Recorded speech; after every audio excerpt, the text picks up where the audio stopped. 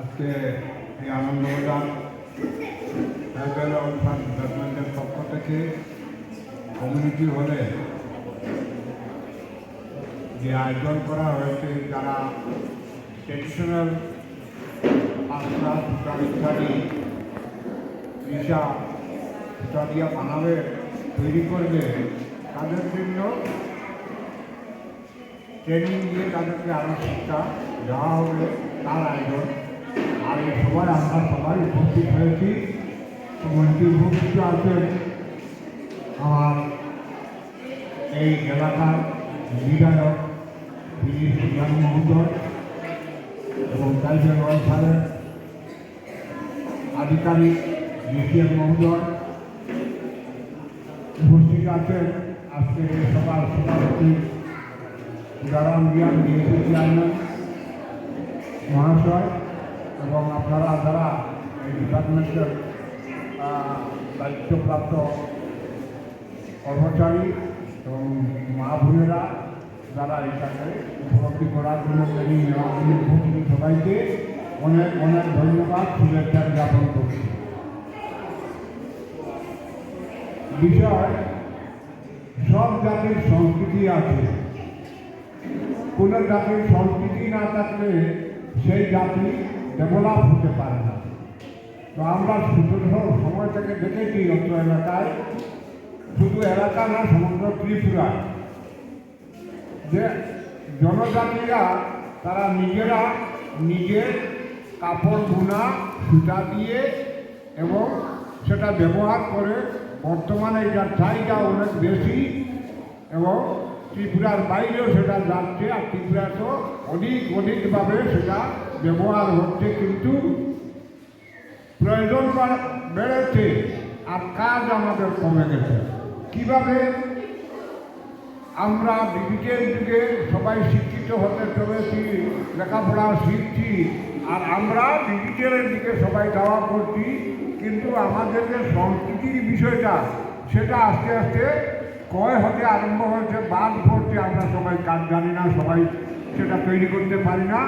আগে এই ডিজিটালের যুগ আসার আগে আমরা নিজেরা সমস্ত ব্যবহার করতাম, নিজেরা তৈরি করতাম, নিজেরা সেটা শিখতাম। তো সেই শিক্ষার ব্যাপার যেহেতু ঘাটতিতে পড়েছে, তো সরকার পক্ষ দেখছে যে এটাকে যদি আমরা আরও ট্রেনিং দিয়ে শিক্ষণ দিয়ে তৈরি না করি, আগামী দিন সব আমরা মিলের উপরে আর মিলের কাপড়ের উপরে আমাদের যে ট্রেডিশনাল যেটা আছে, সংস্কৃতির মধ্যে যেটা আছে, সেটা বাদ পড়ে যাবে।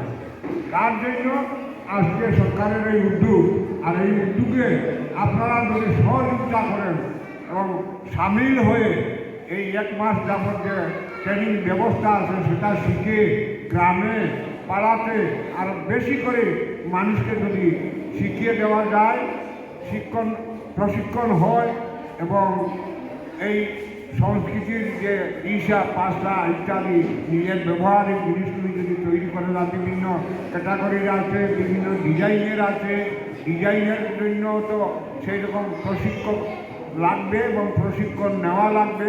সেভাবে তৈরি করতে গেলে সংস্কৃতি রক্ষা পাবে, আর সংস্কৃতি রক্ষা পেলে যারা লেখাপড়া শিখছে তাদের কাছেও সেটার মর্যাদা আসবে, আর সেই মর্যাদা যত বাড়বে তত আমাদের প্রয়োজন যত আছে সেটাও প্রয়োজন মিটবে, আর আমাদের চাহিদা পূরণ হবে, আর আমাদের সংস্কৃতিও রক্ষা পাবে। এটা একটা কঠিন সমস্যার সম্মুখীন। তো আপনারা সবাই সহযোগিতা করে, সরকারের সঙ্গে সরকার দিচ্ছে, বিভিন্ন দপ্তর থেকে সুতা পাচ্ছে, কিন্তু তার সুতা দিয়ে তৈরি করা হবে যে জিনিস, তার যে কারিগরি শিল্প আর্ট এটার মধ্যে আছে, সেই শিল্প যদি বাঁচিয়ে না রাখা যায় তো আমাদের সেটা ব্যবহারেও লাগে না, রোজগারেও আসে না। সেখান থেকে রোজগার হয়, বাজারজাত করলে সে রোজগার হবে, আর ব্যবহার করলে নিজে সেটা ব্যবহার করে তার উপরে দেখা দিয়া আমরা ভাবলাম যে না, আমার জাতি আর আমার সংস্কৃতি এটা মুখে বললে হবে না, কাজ করে তাকে রক্ষা করতে হবে। তাই সবার জন্য সেটা খুব প্রয়োজনীয়। যারা জনজাতির স্তরে আছে, আমাদের বাঙালিদের মধ্যেও ছিল। আমি নিজে এই কাঞ্চনপুরে আমার বাড়িতে আমি তাতে কাপড় বানতাম, গামছা, ওই লেফার পাল্লা, শাড়ি, এগুলি আমি তৈরি করতাম। তো এখন ধীরে ধীরে সমস্ত এই আমাদের এই হস্ততাঁত শিল্প বিলুপ্ত হতে চলছে, সব আমরা মিলের উপরে নির্ভরশীল। তো জনজাতিদেরও সেভাবে এই পাঁচটা সুতা দিয়ে রিসা তৈরি করা, নিজের ব্যবহারিক জিনিসটা লেপের আর উষার, এগুলি লেপের পাল্লা, এগুলি নিজে আগে তারা করতো। আর ওই ডিজিটাল মুখী আমরা